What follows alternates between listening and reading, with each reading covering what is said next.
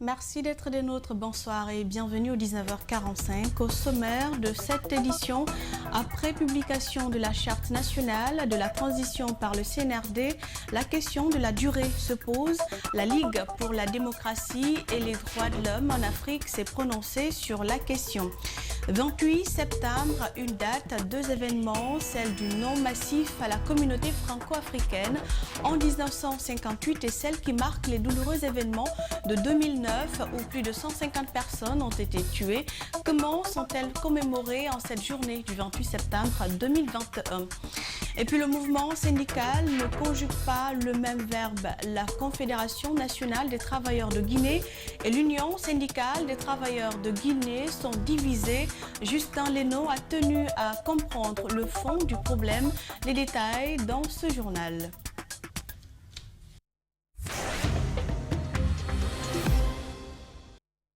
Bienvenue à tous. Le 28 septembre marque le jour où les Guinéens ont voté massivement contre la communauté franco-africaine proposée par la charte, par la République française plutôt. Mais comment la Guinée de feu camarade Sékou Touré est parvenue à dire non au général de Gaulle? La réponse, c'est dans cet élément de rappel signé Ali Badara Camara. C'était à l'occasion de la crise algérienne du 13 mai 1958. Que le général de Gaulle s'est lancé dans une série de réformes, dont la modification de la Constitution qui inclut un processus de décolonisation africaine avec une idée maîtresse: réunir les futurs pays indépendants africains dans une large communauté avec la métropole. Ce projet est inscrit dans le texte constitutionnel qui doit être soumis à référendum en septembre 1958 aux Français de métropole, mais aussi aux habitants des territoires coloniaux.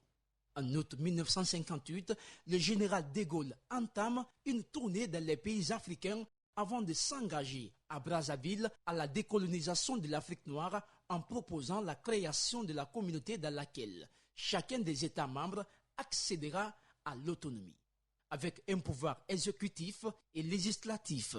Il est naturel et légitime que les peuples africains accèdent à ce degré politique où ils auront la responsabilité entière de leurs affaires intérieures, où il leur dépendra d'en décider eux-mêmes, affirme le général de Gaulle. Une phrase qui affiche sa volonté de restaurer la liberté des pays dominés pendant des années, même si celle-ci n'est pas manifeste pour certains observateurs.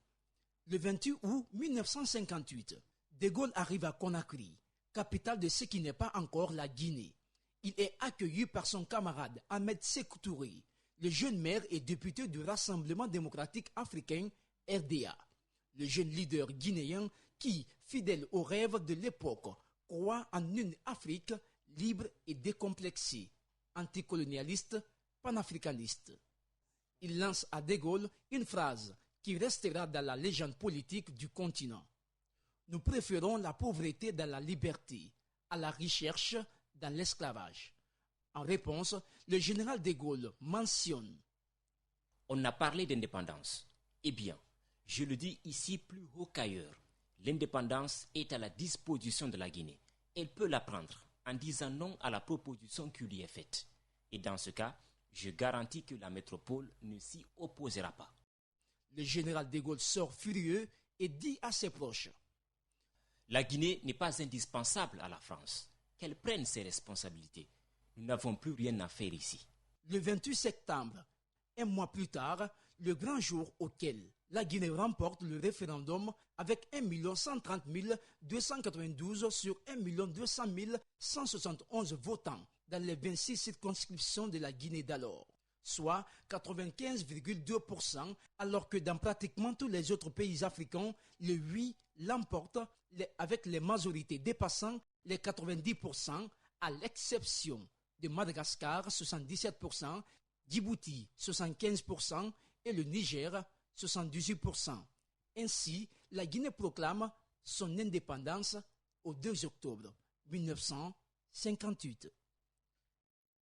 Le mouvement Sékou Tourisme a organisé à l'occasion une journée d'assainissement et de recueillement au mausolée de Kamayenne, une façon pour ces jeunes de reconnaître les efforts de ceux qui ont lutté pour la souveraineté nationale. Bernard Koundono Aboubakar Din Kamara. Ils ont leur manière de célébrer la date historique du 28 septembre en Guinée. Il s'agit bien du mouvement des Sékou touristes, un groupe de jeunes qui œuvrent pour la reconnaissance des valeurs de ceux qui se sont sacrifiés pour l'indépendance du pays. Cette année, ces jeunes ont nettoyé la tombe de Saïfoulaye Diallo, celui qui a tenu le discours du 25 août 1958 à l'arrivée du général de Gaulle en Guinée. Le 28 septembre est une date symbolique pour nous.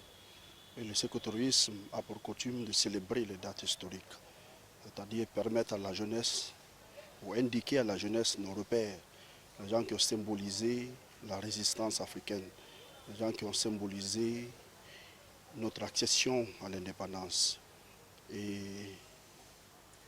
c'est dans ce contexte que nous avons choisi de venir cette année reposer et nettoyer où repose le camarade de Saïfoulaye Diallo, un des acteurs majeurs du Nord au général de Gaulle. Le PDG RDA est aussi présent auprès de ces jeunes à travers son secrétaire général par intérim pour rendre hommage aux dévanciers du pays à travers cette journée d'assainissement et de recueillement. Et depuis après le décès du responsable suprême de la Révolution 84, je crois qu'une date symbolique et glorieuse ont tendance à disparaître. Mais ce n'est que partie remise. Parce que ce que vous constatez tout comme nous, c'est la jeunesse qui est en train de réclamer ce droit.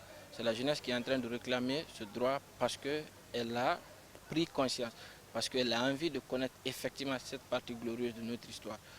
Ces jeunes sollicitent auprès des nouvelles autorités la reconnaissance de la journée comme une journée nationale de la dignité. C'est un appel certainement que nous pouvons lancer à l'égard des nouvelles autorités pour qu'ils essaient de faire en sorte que cette journée soit effectivement reconnue comme journée nationale de la dignité, pour que la jeunesse qui a soif de connaître son histoire, son véritable histoire, puisse s'en approprier. Et en ce sens, je crois que nous pourrons tirer toute la fierté que nous avons en tant qu'Africains guinéens. Le mouvement Sékou touristes n'est pas à sa première action.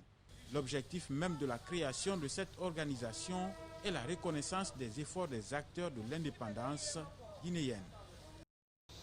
Autre événement qui marque cette date, 28 septembre 2009, 28 septembre 2021, 12 ans, jour pour jour, que des militaires guinéens ouvraient le feu sur des citoyens au stade du même nom, alors qu'ils étaient venus pour un meeting politique organisé par le Forum des forces vives de Guinée. L'événement tourne à un bain de sang. Des centaines de personnes ont été tuées et des femmes violées. 12 ans après, les victimes attendent toujours d'être rétablis dans leurs droits. Sur cette date historique, suivez ce récit de Mohamed Valek Touré. Le 28 septembre, voilà que cette date a marqué et continue de marquer l'histoire politique de la Guinée. C'est l'anniversaire historique du référendum de 1958 par lequel la population guinéenne a choisi une totale indépendance. Plus récent, c'est aussi la commémoration du massacre de 2009 au stade du 28 septembre. Ce jour, plus de 150 opposants à la junte militaire au pouvoir à l'époque ont été tués et une centaine de femmes violées. Du point de vue géographique, le lieu du crime est très symbolique. Le stade du 28 septembre, un stade qui accueille des rencontres sportives, mais aussi des événements politiques comme celui de 2009. Les représentants de divers partis politiques demande un retour à un pouvoir civil et la tenue d'élections quelques mois après la mort du président Lansana Conté et le coup d'état militaire qui a porté Moussa Dadis Camara à la tête du Conseil national pour la démocratie et le développement, CNDD. Considérant la manifestation illégale, le CNDD a envoyé des forces militaires spéciales composées de bérets rouges pour empêcher les opposants et des forces vives dans leur mouvement de manifestation. Une manifestation politique qui a tout de même contribué à la fin du règne du capitaine Dadis. Cible d'un attentat 2 mois plus tard, Dadis a été soigné hors de Guinée fin 2009 et poursuit jusqu'à date son exil au Burkina Faso.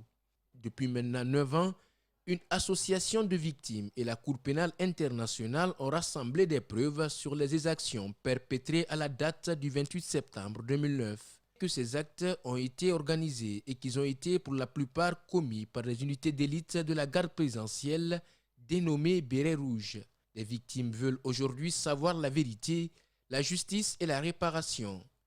Elles se battent le plus souvent dans l'ombre, alors qu'aucune cérémonie de commémoration officielle n'a encore jamais été faite en leur honneur.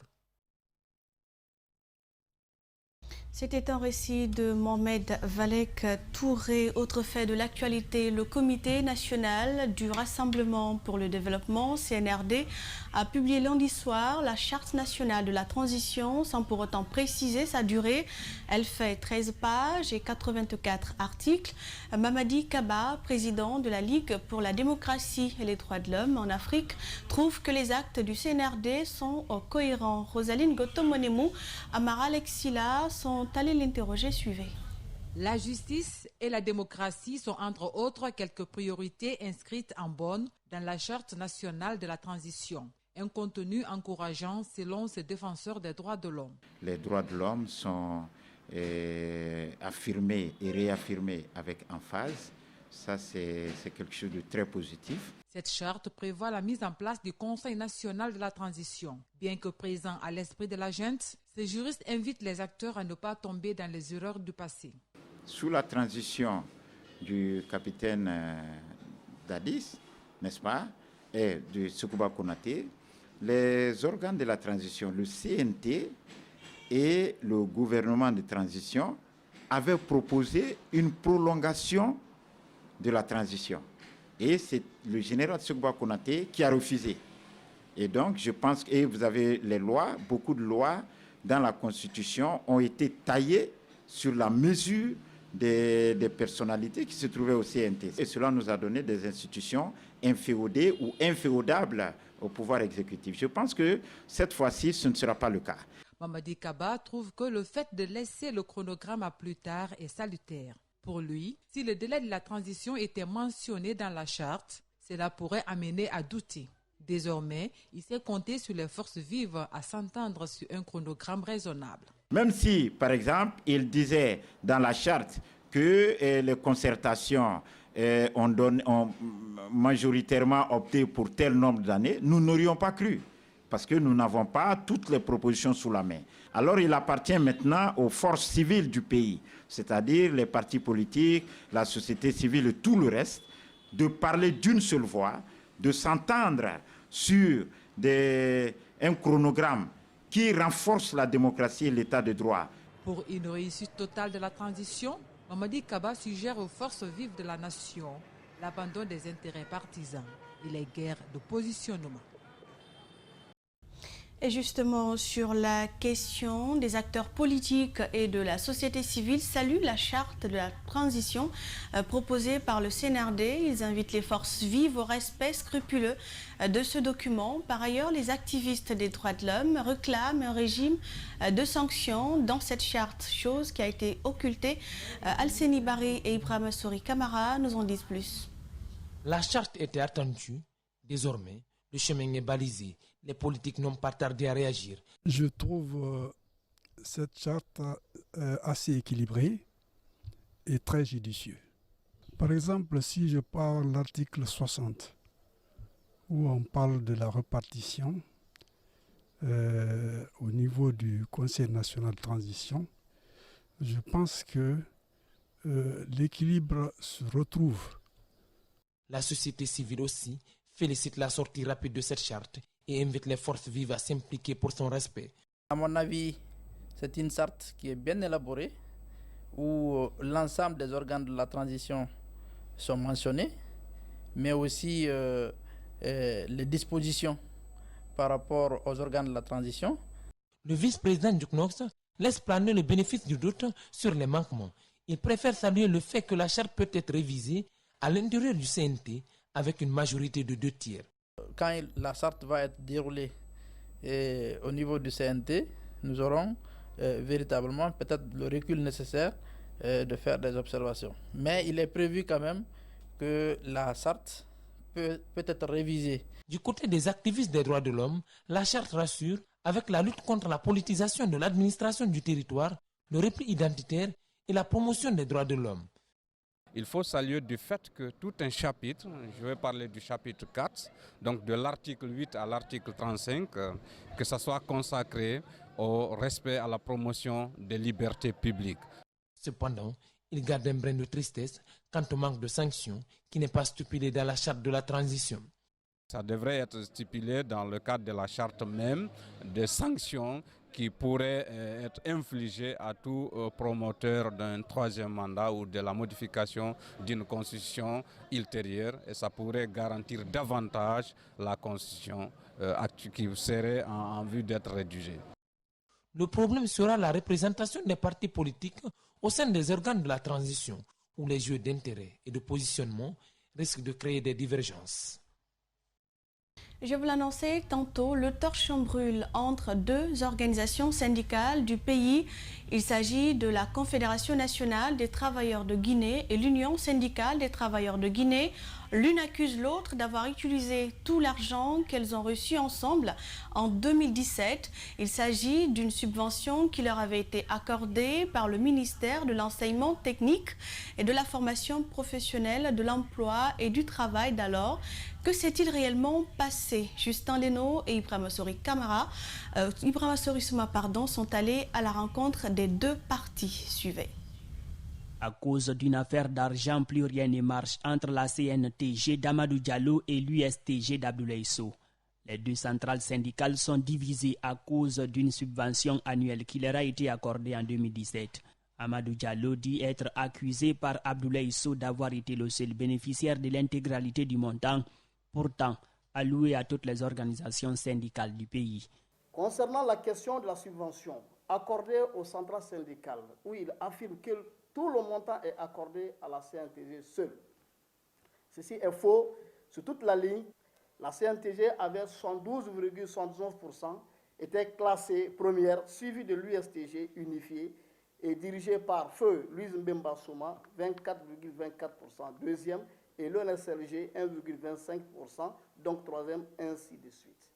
Il y avait même deux centrales syndicales sorties avec 0,0%. Vous faites le calcul et vous trouverez qui doit avoir quoi. Amadou Diallo, à travers son représentant, expose des preuves qui, selon lui, démontrent que l'USTG a bien reçu la part du montant. En date du 28 avril 2017, par camarade Abdoulaye Sow. À l'époque, il était l'un des secrétaires généraux adjoints de l'USTG. Et il a fait cette procuration, c'était justement pour avoir la part de l'USTG dans la subvention accordée à l'ensemble des centrales syndicales. Pendant ce temps, Abdoulaye Sow insiste et persiste que des accusations qu'il porte contre Amadou Diallo sont fondées. Il tente d'ailleurs de clarifier davantage ce qui s'est réellement passé. Ce qui est dit effectif. Au début, toutes les centrales syndicales bénéficiaient de cette subvention, mais sur des bases irrationnelles. Parce que l'élection sociale qui a été réalisée est fondée sur du faux. C'était de faux chiffres. C'était pour arranger la CNTG. Ce qui a fait qu'ils ont bénéficié de 75% de cette subvention au début. Mais après, ils se sont appropriés seuls, en disant qu'au niveau de l'USTG, qu'on était divisé, ils ont créé un faux débat autour de l'USTG, en disant qu'il y a deux centrales, une à Mamou, une à Conakry. Un jeu d'intérêt devant lequel nul ne souhaite que son image soit salie. Pour beaucoup, les vraies raisons ne sont jamais dévoilées dans ce genre de situations. Une dynamique d'appui citoyen à la transition est née ce mardi à Conakry. Elle est l'initiative d'un groupe d'acteurs de la société civile. Elle entend œuvrer pour la réussite de la transition. Dans ce postulat, les membres ont réussi à dégager 7 axes. Djibril Bar, Abdoulaye Kamara. Au terme d'une enquête d'opinion et de perception menée ces derniers temps par des acteurs de la société civile réunis autour de la dynamique d'appui citoyen à la transition, plusieurs propositions des citoyens sont capitalisées. Cette démarche a plusieurs motivations. L'un des membres de la dynamique plante le décor. Alors pour nous, on ne doit pas mettre la charrue avant les bœufs. Ça a été notre créneau et nous l'avons toujours insisté. Et deuxièmement, nous avons pensé également qu'il n'y a pas une durée de la communauté internationale et une durée de la partie nationale. Il faut que nous, en tant qu'acteurs de la vie nationale, que nous comprenions que Le monde n'est pas fermé aujourd'hui, il y a une complémentarité. Il faut absolument réussir cette période d'exception, expliquent ces jeunes acteurs de la société civile. Dans les travaux qu'ils ont effectués, ils ont pu décliner 7 axes qui, selon eux, sont fondamentaux pour la transition. Le premier axe, c'est la mise en place et l'opérationnalisation des organes de transition. Axe 2, c'est la création des conditions favorables à l'unité nationale, la justice et la citoyenneté. Axe 3, la promotion de la gouvernance et sécurisation des biens publics de l'État. Des perspectives, ils en ont fait. Il s'agit des perspectives qui rentrent dans le cadre des plaidoyers qui devront mobiliser des partenaires au développement. La deuxième action que la synergie, la dynamique d'appui citoyen à la transition compte mener, c'est aller vers les partenaires maintenant pour faire un plaidoyer, la communauté internationale. Voilà ce que nous, Guinéens, nous voulons de la transition et voilà le délai que nous pensons être juste et raisonnable pour ça. Au cours de la conférence de presse, aucune proposition n'est faite pour la durée de la transition, encore le transfert à l'extérieur d'Alpha Condé ou le juger en Guinée. Aucune proposition de la part des activistes. Les femmes du marché de Kountia Nord ont été sommées de quitter leur lieu de négoce au profit d'un projet de construction.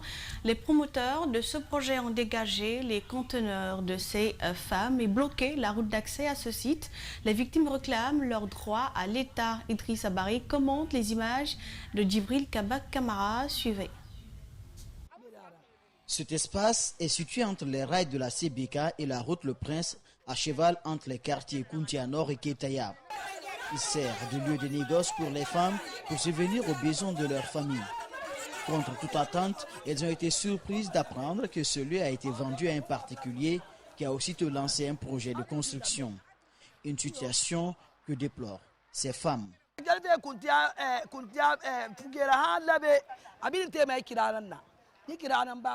De Kountia à ici, tout passe par cette route pour joindre le prince. Nous avons juste été surpris de voir cette clôture bloquant ce chemin.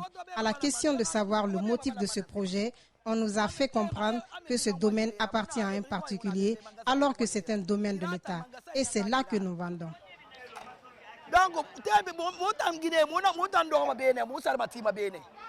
Selon les riverains, c'est l'un des chefs de quartier qui aurait vendu ce lieu à un citoyen nommé Salif Bangoura. Le titre foncier présenté par ce dernier serait un faux et le numéro 01519 sur ce document est attribué à un certain Mamadou Kaoberete. Selon toujours les riverains, le ministère de l'Habitat n'a jamais engagé un projet d'aménagement sur les emprises de la voie ferrée. Cet officier du bureau des investigations spéciales de la gendarmerie pointe un doigt accusateur à certains membres du conseil de quartier. Tout ce que nous traversons comme ça, les actes que pose le président, tous sont noyés par les chefs de quartier, vu qu'ils ont un lien direct avec la population. Si on ne tient pas compte du comportement de ces chefs de quartier, ce sont eux qui créeront de vrais problèmes au gouvernement, aux autorités. Ce dossier est déjà pendant auprès de la justice de Dubrika, alors que sur le site, le promoteur poursuit les travaux de construction d'une clôture sur le domaine. Le margi-chef Laïbala Kourouma invite les autorités préfectorales de Dubrika et Koya de se saisir de cette affaire afin de rétablir les femmes dans leurs droits. Et voilà, ce journal s'achève. Il a été réalisé par Calisso. Merci à vous pour l'attention. Les infos reviennent à 22h. Très bonne soirée à tous en compagnie d'Espace TV.